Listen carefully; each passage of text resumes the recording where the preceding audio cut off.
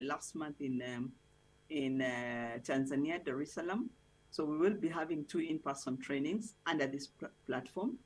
Under the Global Electric Mobility Project also, we do have 4 global working groups that are looking at, 2 3-wheelers, heavy-duty vehicles, light-duty vehicles, and 1 cross-cutting one that is looking at, batteries, renewable energy link, and all those things. And the objective is actually to offer guidance or support documents to these country platforms and to the countries. So in a nutshell, that's what I would say the project does. And how do stakeholders join? They can join through the trainings, through connecting with, as I mentioned, through some of the funding facilities like the GEF. Currently, the GEF 8, is up and running. Already, we have some countries that have joined this project. For example, under GEF 7, we had 6 African countries join. We had, they pick several elements. Seychelles joined to work on electric buses, Togo on electric 2-wheelers, Sierra Leone on electric 3-wheelers. So various components. So under GEF 7, 6 African countries joined. After under GEF 8, we already have countries like Senegal that has joined already, allocating part of their star allocation. I think I would say, is it $2-3 million to support, all this work that I mentioned in the country on e-buses. We also have Zambia. We are working with Zimbabwe to also join. So we have a few other countries, and the GEF 8 portfolio actually runs. So countries have opportunities to join. There's already a team, I think, around now in Ghana to see whether they could join also the GEF facility, which will support this project. I think I'd maybe stop there. Okay, but I just want to find out, so far you talked about country joining, but what about individual private players? How can they be part of this program? So individual players can collaborate with us through, the trainings, through the marketplace conventions that we will be organizing. So they can join. The trainings are actually free. A lot of the online, they can join, which are also information sharing between the various partners. And in the in-person training, we intend to have sort of like platforms or marketplaces for investors, for private sector to come and link up the demand and the supply segments. So I think those are the opportunities that you could join. Then the other opportunity I would say for the private sector, especially under these GEF facilities, we have demonstration projects. I mentioned Togo, the 2-wheeler project. I mentioned Sierra Leone under the 3-wheeler project. There are components for piloting, and this will actually be tendered, and so I see those as opportunities for the private sector to tender and supply the electric bikes that will be used for these pilot projects. Okay. Over to you. Okay, thank you, Jane, for throwing a lot of light on what you're doing. It's really encouraging. So just want to move to Sheshu. This is one of those thorny issues. We know Africa's natural resource development is heavily marked by extraction and export of commodities in its raw form with very little value addition through processing. And we know that most of the value are actually captured by firms or countries outside of Africa because they have the capacity to really process and refine these. Today we know that the global imperative of transitioning from a carbon-intensive to a net zero global economy is projected to intensify the more extraction of these mineral resources, especially cobalt, copper, lithium, and nickel. so far, we know a number of countries, including Egypt and Morocco, are attracting foreign manufacturing partners to establish EV production base on the continent. We also know German automaker Opel and Chinese automakers are also part of these groups. What I want to find out from you is what role can external partnerships with M&Es play in supporting green industrialization in the e-mobility sector in Africa? Hi, Charles, can you hear me? Yes, we can hear you. Okay. Yeah, thanks for the questions. And well, we have already heard the former speakers talk about policy making, about what countries are doing, and also international institutions, what are they doing to promote this e-mobility and also the green industrialization in South Africa.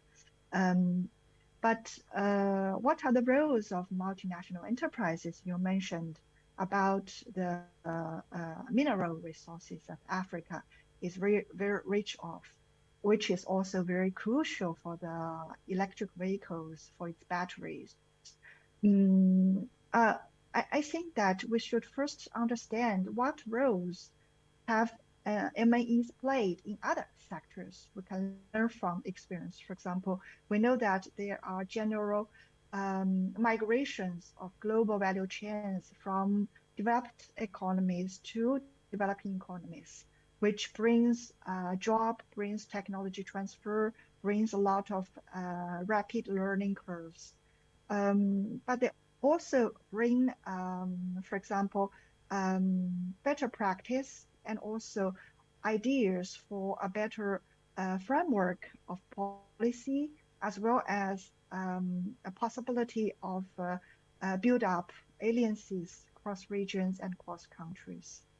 More specifically, I think for the electric vehicle industry, two key elements are the technology and also the financing, because it's quite tech intensive and also capital intensive. I think the multinational companies, they have this advantages of technology, and also they have a lot of experience they had in other countries, in other markets, that they can transform into emerging markets like Africa. Also, meanwhile, they have to adopt local needs in order to make better products and services for local demand.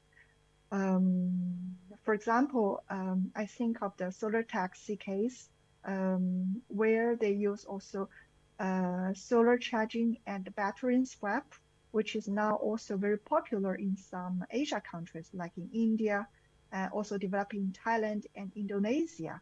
So these are the practice that multinational companies, they can also bring to different local countries. I heard earlier that a key problem for adopting electric vehicle in Africa, also for the electric bus, is the costs. One possible way is that using second-hand batteries, for example, which are recycled, but is still in good condition.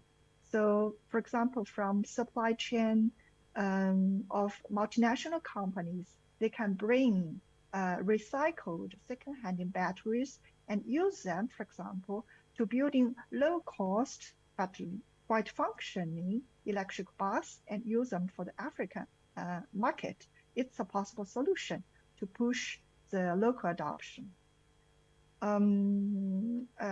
Another point I think it's we have to keep in mind, and also this link to the earlier panel I heard this morning, we're talking about the green and also about the sustainability model that Africa has to consider, because we don't want to go through the road of polluting that other countries have also crossed, but we want to leapfrog and adopt already a sustainable way of mobility and automobile industry producing, So we have to consider more environmental friendly and also circular model of industrial automobile industry.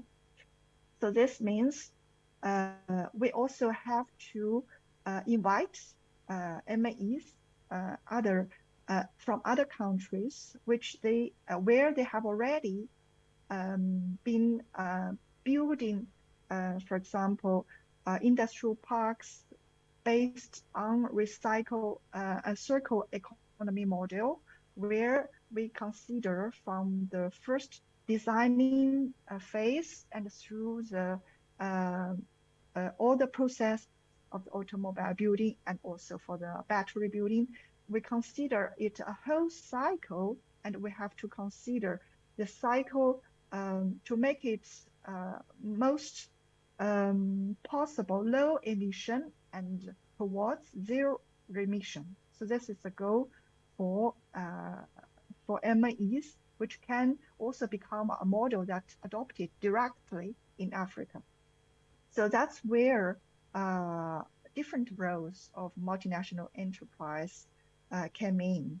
And you mentioned about the minerals. So we know that minerals are a key part of the battery. And due to the very fast growth of the electrical vehicle demand global-wide, this extraction activity of crucial minerals are really going very fast, and it's contributing to a lot of trade and global value chain transition, which are going on, because we know that China, due to its policy framework, due to its high government-led stress on the electric vehicle industry, has become one of the leading country in the electric vehicle production, but also for the battery production.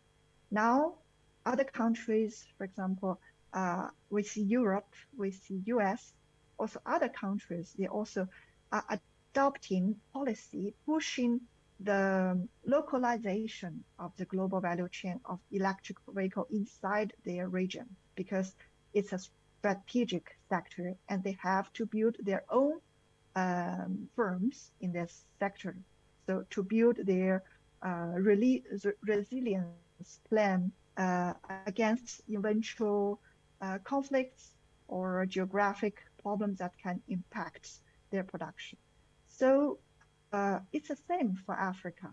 They have these minerals, but they have to build their own plan and maybe a kind of long-term, we don't say protectionism plan, but a long-term thinking of how they can better use these minerals to transform into value chain building and also bring more value creation for the country and for the local people.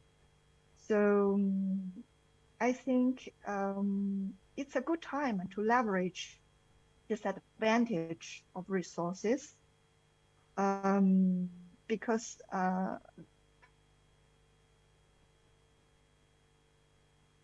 seeking possibility to secure these strategic materials.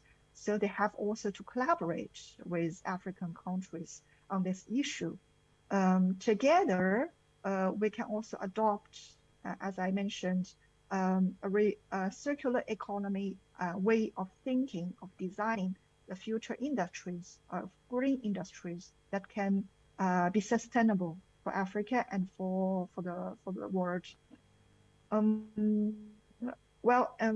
Maybe I bring some case. For example, for China, we know that there are some EV companies already trying to build factories in Africa to produce indirectly for the local demand, like electric buses and also maybe middle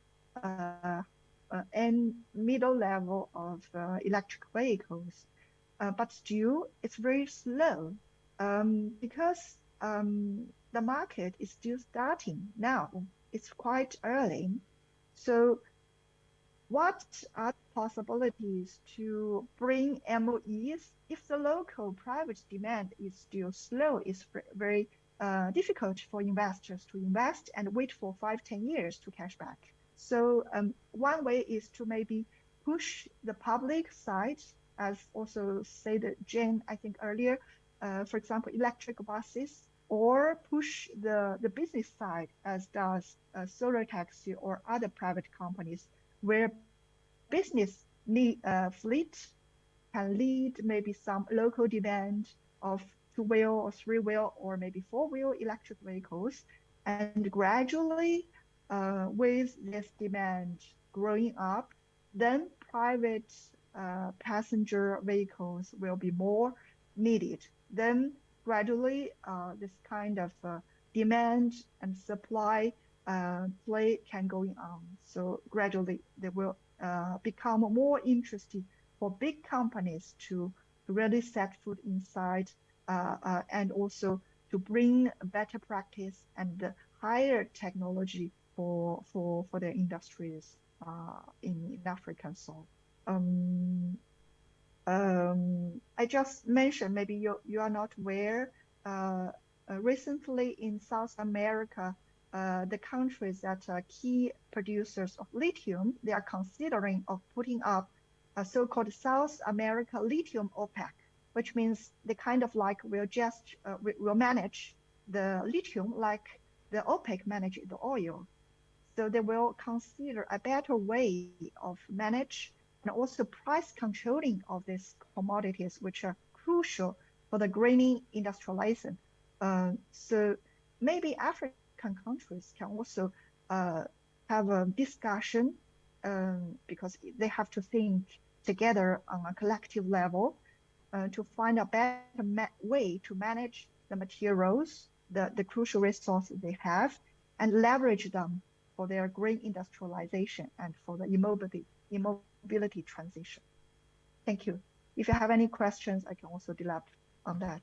Okay, thank you so much, Sheshu. But I just want you to quickly touch on, I mean, beyond a policy, are there any firm and market level conditions that you think the MNEs may want to look out for when they're looking at partnerships with local firms? Oh well, you mean for the firm side?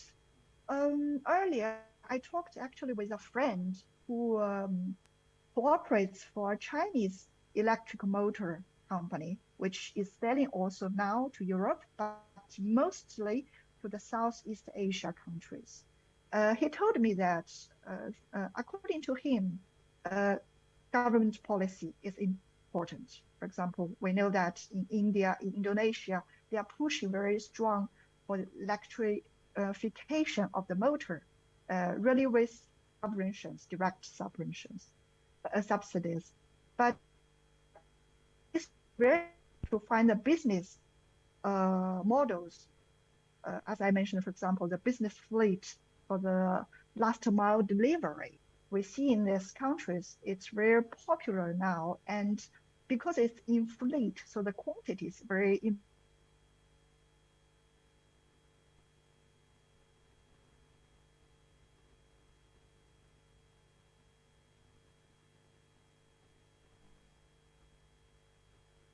It's not from outside. It's the kind of among companies. It's also important to have some culture roots. We lost you in the last 5 to 10 seconds. So if you can. Okay. Sorry. Let me check. Maybe it's problem with mine. No, but we can hear you now. So if you could just go back about 10 seconds.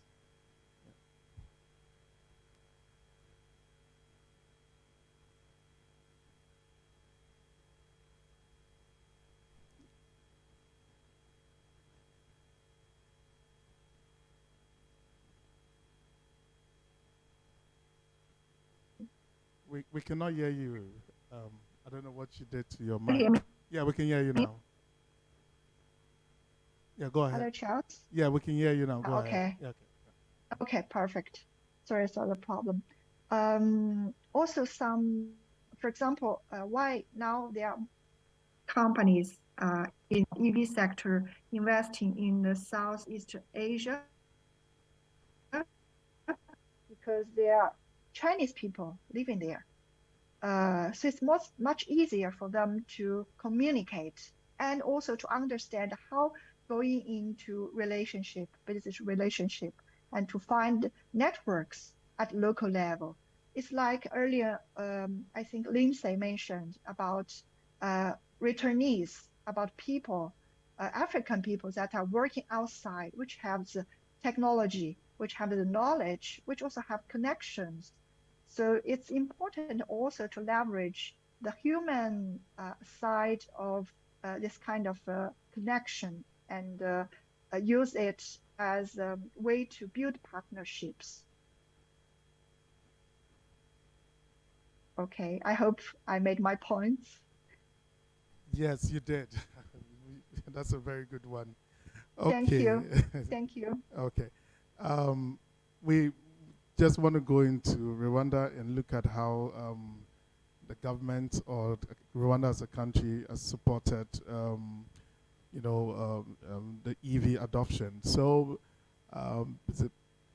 Emmanuel, we just want to know what's the level of EV manufacturing capacity and how has government policy supported this so far in Rwanda?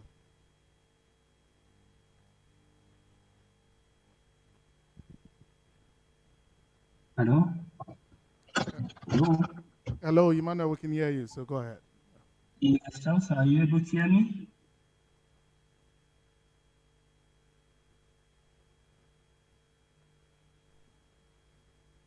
Are you hearing me? Yes, we can hear you.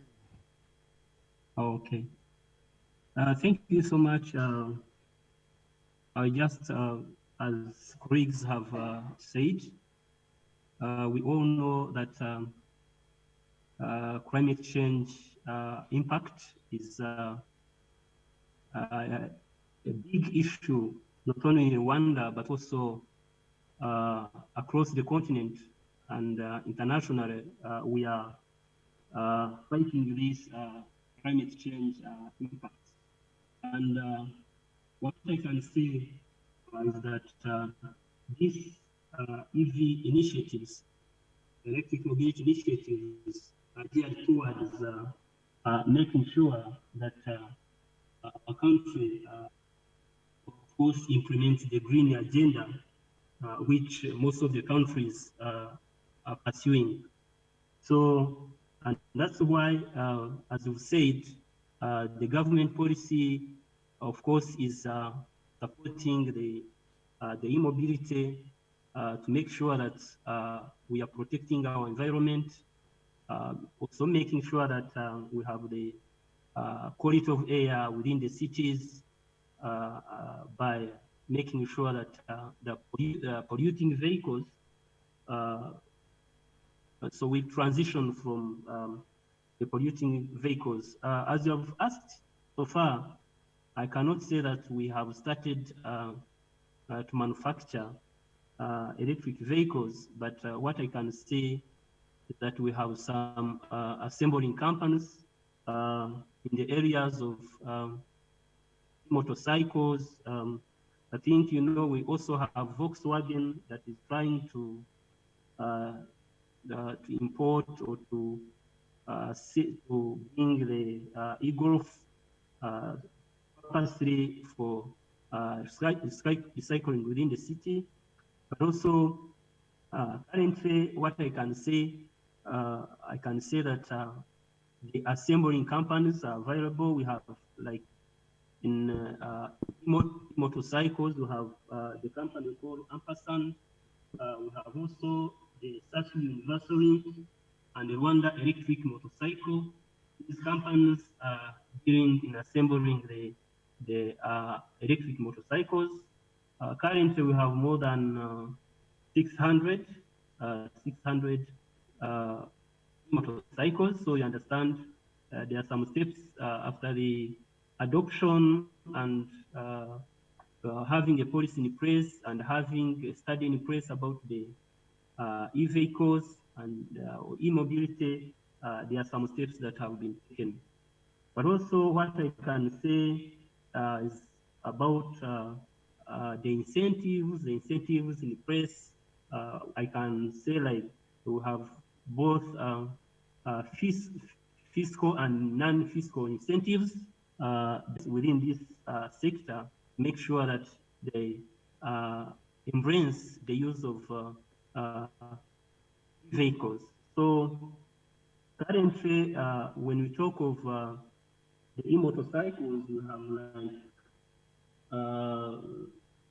18, I can say 18 charging stations. When we have like 12 public charging stations and domestic charging stations, over 100. So in short, this is a summary and overview of how we are adopting the electric vehicles and e-mobility. So why are we doing this? The reason is that we don't want, of course, the climate change impact like pollution of the environment, and this is something that the country is looking at, and we are looking further to make sure that how do we make our public transport green, but of course bringing the electric buses support our public transport through the establishing the SPV and looking on how we can involve the private sector in this business. But most especially, we are looking at how can our buses, public transport buses, become electric. We also have this the hybrid electric vehicles. We have like the Victoria Auto Fast company dealing in this, and we have like more than 120 HPVs. So these are like some achievements that we have so far made with regard to embracing the use of e-mobility. But also we are looking towards how do we, yes, we don't have companies manufacturing this. What we have is some assembling companies that have started to do this. But how do we make sure, as colleagues have said, that we also look at the countries that are much advanced in this to come and make some investments in manufacturing the electric vehicles. So that's what we are looking at. But the initiative so far going forward is to make sure that even the public transport we use the electric vehicles. So, but we also need to leverage on African free trade area. How do we bring in, of course, or take advantage of this, and we bring in people or countries that can support in making these big investments in electric vehicles. But maybe one can say that much as there are some achievements that have been made, but of course, the initial cost of owning or purchasing the electric vehicle is something that countries need to think about in terms of the affordability of the purchase of electric vehicles. So that's something that maybe we need to look at going forward. How do we make maybe private sector individuals have capacities of really purchasing these? Because much as we see advantages or benefits on using these electric vehicles to our environment, which is a big economic asset, then we need to also find means. How do we make people afford these good facilities, electric vehicles? So that's something I think, Charles, we need to think about as Rwanda, as African continent. How do we make people afford the electric vehicles? of course, to protect our environment. So maybe maybe I can also maybe say currently Rwanda is we have like more than 60% renewable energy share, but we are also looking at increasing generation capacity. Of course, if we have these EVs, we need to have enough electricity. And currently, the population has like beyond 60% electricity access. So we think with concerted efforts, we may really transition and protect our environment as we embrace the use of electric vehicles. So maybe if there might be need for more clarification, if you allow me, I can stop here, waiting for any other clarification that may be needed. Thank you so much. Thank you, Emmanuel. But quickly, can you tell us some of the specific fiscal incentives? Because I mean, you mentioned they are there, but if you can throw light on specific fiscal incentives that the government of Rwanda is giving to especially investors that are coming into Rwanda in the EV space. Give us examples of those specific incentives. Thank you so much, Charles.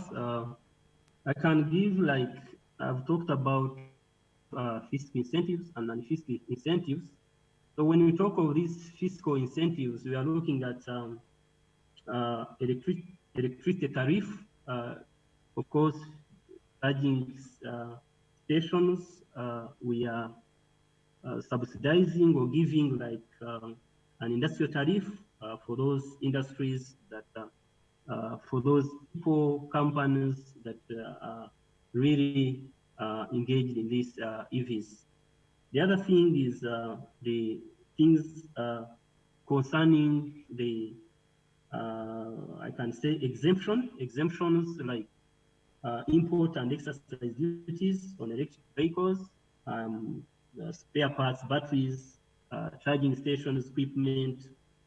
Those are some of the, I can say, fiscal incentives, but also we can look at the peak of time. So these companies benefit from this reduced tariff during the off-peak time. So these are some of the fiscal incentives that we see can help people, companies to make sure that they are able to afford these electric vehicles. The other thing is withholding tax exemption, 5% at customs. And also we are looking at introducing carbon tax. Of course, this will be aimed at making sure that polluting vehicles will not be imported. So when I go on the non-fiscal incentives, of course, we are looking at charging stations that are free, green license plate to allow EVs getting preferential treatment during the parking.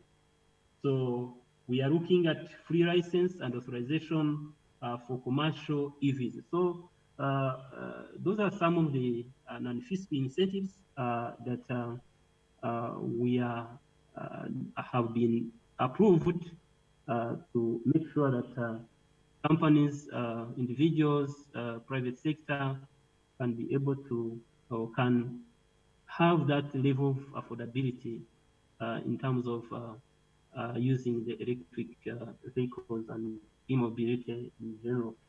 But also we are encouraging investments. Investors may come, like they are given like 15% corporate income tax that is tax holiday. So those are Charles. I can mention those ones in the meantime. Thank you so much. Thank you, Emmanuel, for giving us this presentation. At this point, I just also want to come back to the plenary. If there are any burning questions, contributions, or anything that we need clarification on. Yeah.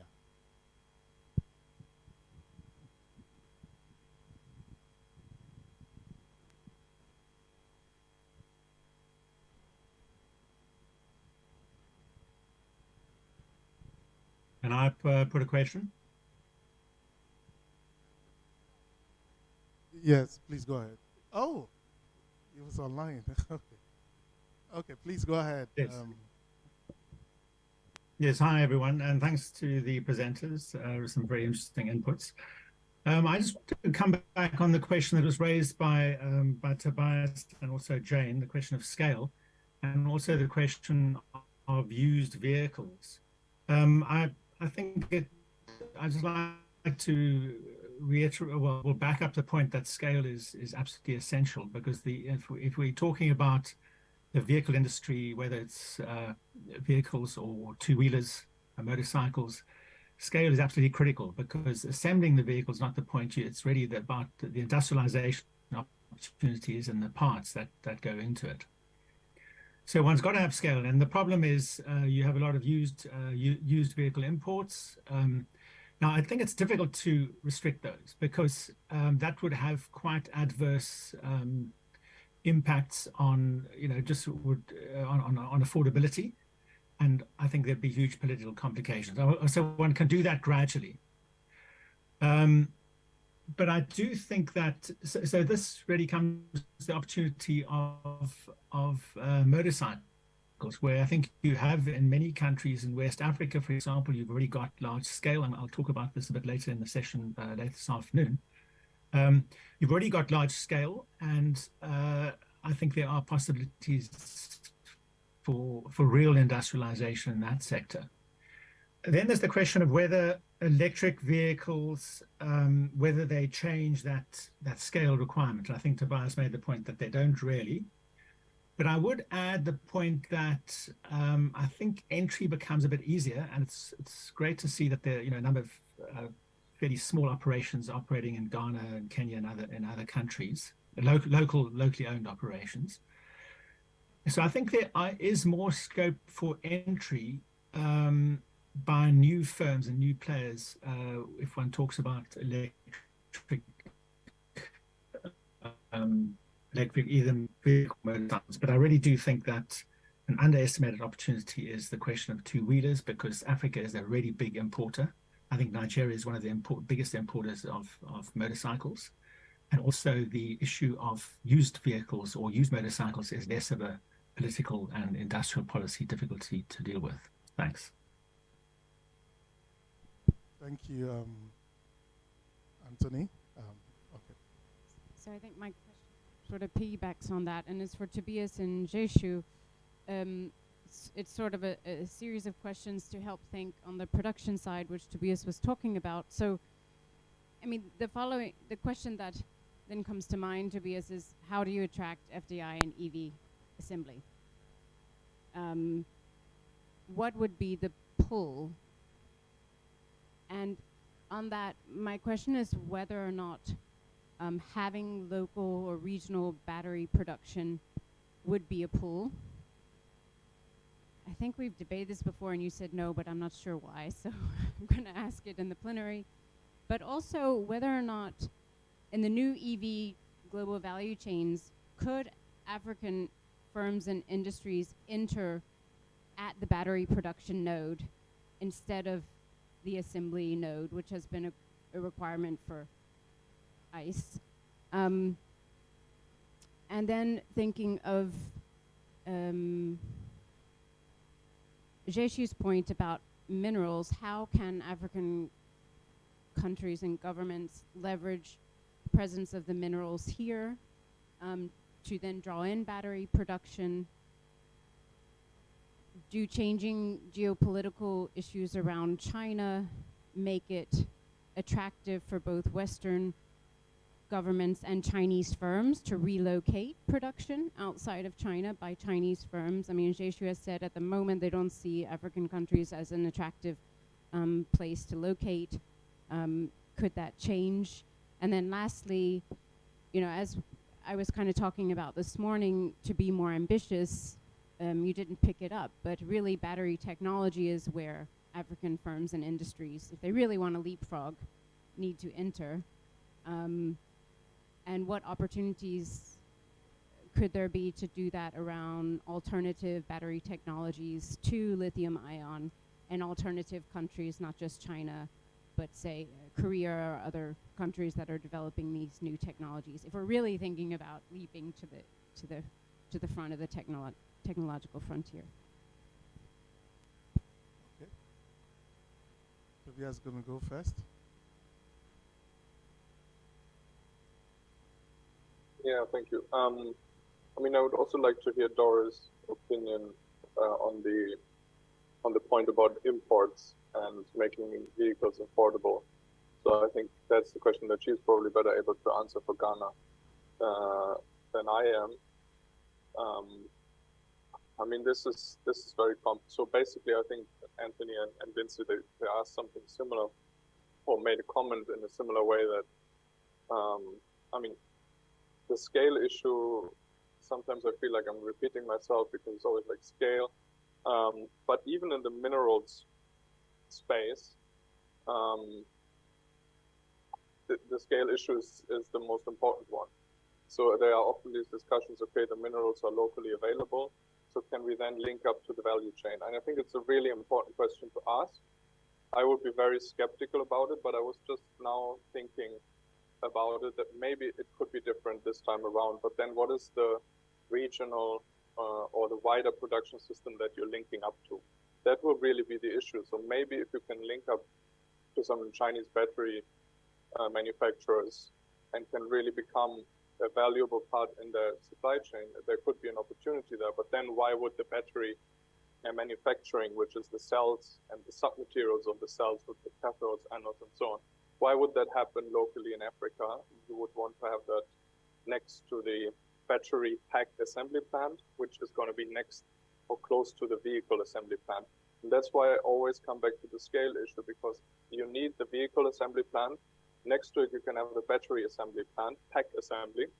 And the battery pack assembly plants, they have economies of scale of 200 to 400,000 units per year. So then you can translate, that is the vehicle production requirement you have to get the battery pack assembly. And they are very heavy and you want them fast. So they are next to each other. I mean, and then you can start going down the supply chain and maybe think a bit more creatively, where are the points where maybe the proximity requirements are not that stringent, and possibly some of the sub-materials that could be the case. But just to add on that one last point, because what I did in South Africa was, South Africa produces 600,000 vehicles per year, and they have 200 locally owned component manufacturers in the country, and about roughly the same or a little bit less, but in terms of employment and production, even more important, multinational suppliers. And they have a steel industry, they have an aluminium industry, and Anthony knows all of this better than me, and they have a polymer industry. And you think, okay, if you produce 600,000 vehicles, there will be great linkages down the supply chain. And then you actually ask the steel manufacturer and the aluminium manufacturer and the polymer manufacturer, and they still tell you the production volumes are too low to make the necessary investment into automotive materials. And this is where the scale point comes in again. And with battery materials, I don't think it will be any different. So I think it's very dangerous to say, okay, we have the material here, and now we're going to build an OPEC cartel or whatever. Even though I understand the ambition, and thinking about this is really important, but I don't see it happening if you forget the rest of the supply chain. And that's why it's so important to attract FDI. And then Lindsay, how to do that? Yeah, that is the big question. And that's where one could become a little bit negative sometimes, because if the local demand is not there, it's not effective. And that is a problem. And that's when you come back to questions like big push industrialization. You need a lot of sectors at the same time. I was just, very last point, thinking about in Asia, what you have is actually that some countries are part of the automotive supply chain without having a lot of assembly. So in ASEAN, you have some countries focusing on certain engine parts without having assembly in the Toyota supply chain, for example. And that's where you can think about maybe countries without having local production becoming part of the supply chain. but the regional supply chain is enormous. And we don't have that in Africa at this point. So there are some really, really difficult questions to answer going forward. Okay, thank you, Tobias. Sheshi, I think there are a couple of questions for you as well. I think Tobias has already mentioned the key points. So Lindsay asked, where, if African countries can come into where can they come into the value chain of the EV? I agree with what said Tobias, the scale problem and the skill problem, the two big S. So if there's not enough demand, it's clear that company will not invest at the moment. If there is not enough skill, and how is possible to build a local plant for battery? We see that China is now becoming the base of EV production, also for foreign brands, China to other markets, because there is skills, there are factories that is building at a good, important capacity, which can provide a just price for the vehicle. If it's not possible, the consumer cannot afford the vehicle. So for Africa to become part of this value chain, it should start at some scratch. Okay, assembly is not so sexy, but at least you come inside it and become part of it. And gradually it's possible to learn from technology, from cooperation, and gradually you upgrade. It's like the experience of China. China always come with some difficult work like the refinery. But gradually the refinery of minerals became a comparative advantage of China. And the Chinese company gradually build their expertise in the EV battery production. So it's possible also for African country to gradually upgrade. Another point, I heard about the motorcycle, especially for the electric motorcycle. There, to have a good quality, it's important to have good parts, right? But I heard that it's actually, there are not enough good suppliers in this value chain, even in China. China, okay, it's the biggest market of motorcycle production in the world. Now they have learning a lot, and they can produce good quality of parts. Maybe Africa, which is really a big consumer of motorcycle, can gradually become build expertise in electric motorcycle. Is that possible? I have this question to see that maybe we can have some kind of diversification of expertise building. We do not have to go into the same product, same strategy as other countries. So maybe there's some kind of niche markets possible for Africa. That's my main point. Thank you. Thank you, Sheshi. Could I come in now? Okay, yes, Doris, please go ahead. Okay. So I think Tobias mentioned he wanted to come on the import angle from the Ghanaian perspective. And also before that, I would like to also touch on the scale angle, because the conversation of scale goes really beyond just Africa. It's a global north, global south conversation, which has been really on and on from the IEA all the way. But the big question is, when you come to Ghana, our automotive policy, the percentage that it gives to any company coming into assembly, it's not that this percentage is for ICE and this percentage is for electric vehicle. The percentage is for anybody coming to assemble vehicles. So I asked a CEO of VW or any company, why then did you choose to assemble ICE? and not electric cars. The demand for electric cars is equally there. So why to choose to do ICE and not electric cars? So it's a matter, it goes beyond skill. This is a matter of jurisdictions, a matter of global north, global south when it comes to e-mobility transition. It's bigger than we think. Because today, how many companies are assembling ICE in Ghana all of a sudden? There were 7 of them, Japan Motors, Toyota, all of them are assembling ICE in Ghana. Can they then assemble electric cars? They have assembly plants here, so they can't equally assemble electric cars. So there are more conversation on the scale. It's different if the scale is being looked at from a private sector angle and you're saying that a private man having 5 buses, he should be able to scale bigger. And that is why for guys like Solo Taxi, we were able to put them in contact with Sunref, and they got a $2 million facility from Sunref to be able to do all the scale up they're doing. But the bigger conversation of the scale goes beyond what we are actually talking about here.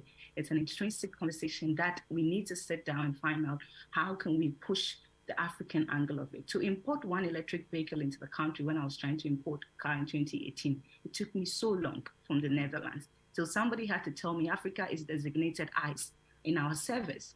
So they wouldn't even sell to you in Africa. And it wasn't just me. Rob from UNEP had the same issue back in Kenya when he got on board. It is as to whether we want to have an African move towards the e-mobility journey or we don't want it. Do we want Africa to be the dumping ground for ICE? If that's the conversation, then that's what we are seeing the picture of. So I think if we have that bigger platform on the global scale, we should be actually advocating for some of these things, because the scale we're talking about goes beyond. Yes, Africa has a competitive advantage when it comes to batteries. And I like when she said that we had to come in through the battery manufacturing angle, but it's not an either or case. It's supposed to be both. We don't want a case where Africa comes to a point where we are exporting oil and we are here and we are actually having the reverse. We don't want to actually assemble plants here and then or assemble battery production facilities here, and then that would be sent out, and Africa will not even have any electric vehicle within the context here. So I think it's both coming from our competitive angle and both also having the assembling plants to be able to assemble the vehicles and use the said batteries as well in Africa and outside Africa. When it comes to import, it's a big issue and it goes beyond me and you. But there are Africans here who have 2 electric cars in Ghana, and not 1 electric car, but 2. Even with the fact that they have import exemptions or not, they still are willing to buy these cars. Yes, it's a used vehicle market here, but actually, so why do we have the used vehicle market more dominant here? Almost 80% of the vehicles that come in here are used. And if you have that, it tells you the pattern. It is about pricing, yes. But why is it that the VW cars that are being assembled in Ghana, for instance, some of them are $40,000. But my electric vehicle, after bringing it all through China and everything, was about $36,000. So the question again is, competitively, the price, even if you bring it in and you pay import duties and everything, some of the cars being assembled here are more expensive. So the question of scale is a question about willingness of the international players, about willingness of the assembly plants all around the world that come into Africa to actually want to assemble electric vehicles. It has to be something that we talk about in a different angle and has to be something we push on.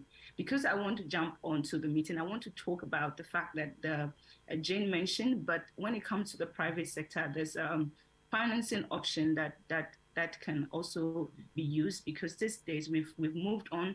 Apart from the Sunref, which I mentioned, the Solar Taxi has got a $2 million from that on that financing. There are other people getting financing from there, but there is always also the carbon credits, which has become a big financing platform for us now. There are foundations like the Click Foundation and the rest who are in Ghana and are able to push people for this financing option. So, I mean, that is also a conversation that could be had in terms of the private sector wanting to scale up, because mostly we see the bottlenecks when it comes to scaling up for them, being financing, being the structure and all of that. So big on the agenda has always been financing, and that can be actually pushed when we go towards this financing measures. There are a lot of financing measures, and then we can always be talking about more. It's always about the banks and the fact that even though we are giving financing to these people, the cost of financing is still huge. we are not taking advantage of the green part of it to even reduce the cost of these financing that are going to these people. And for me, it doesn't make sense. If we want to have this become a sustainable model that we can take beyond here, then we have to look at the financing that goes to the private sector that wants to come into the green conversation. But I would want to ask if I can take my lead now. Thank you so much. And any questions can be directed to me by mail. Thank you so much. Thank you so much, Doris. I mean, we couldn't agree with you more. And thank you for your time.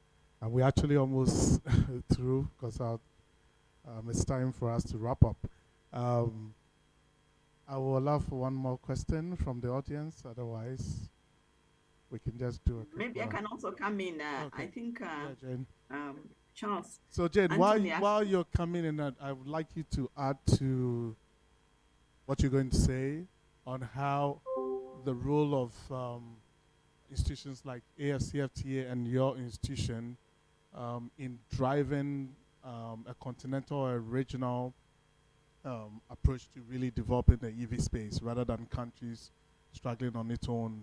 So if you can end with that in terms of the future of e-mobility in Africa. Thank you. Okay, thank you, Charles. I wanted just to comment on Anthony's, comment. He talked about the two-wheelers. I think that's a great opportunity because if you look at Africa today, especially Eastern and Western Africa, the two-wheelers are taking over. If you look at the imports in Togo, for example, in Kenya, in Tanzania, they have really surpassed even the vehicle import, very high growth rate. So I think that's one of the areas that, we should seriously look at. The technology is already proven, easier, battery handling, swapping or charging through solar, smaller batteries, so I think it's a huge opportunity for Africa to take, to implement this, to focus on the two-wheelers, especially fast. And then the other thing maybe I wanted to say is, just to wrap up on what you've said, definitely we are, as UNEP, as our aim is to actually raise, have the policies in place, governments working on the incentives for the uptick or upscale of the EV, and also, of course, other sustainable mobility strategies. And where UNEP now come in is actually at regional level, supporting exchanges at continental level, and the Africa Support and Investment Platform. I think we'll see more of that because we just started around September.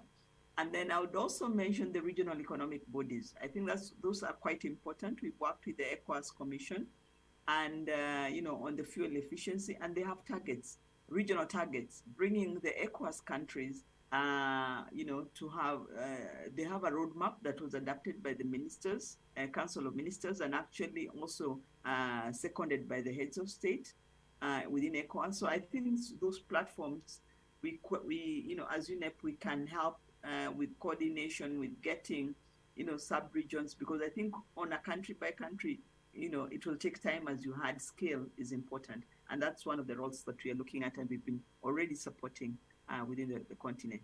Thank you. Thank you so much, Jane. I think we've spent our time, but as much as we've discussed a lot of challenges, I think today's sessions also revealed some incredible progress that is being made by some countries, and this is really exciting to know, especially for private sector investors who are looking at going to this particular space. So thank you all so much for joining us. Jane, Emmanuel, Tobias, Sheshu, and Doris, who has left us. And Doris shared some links, and if you have any other links, Jane and the rest that you can share with us as well, we'll be very grateful to have them. It's time for lunch. Thank you all for your attention, and we'll see you here after lunch. Right.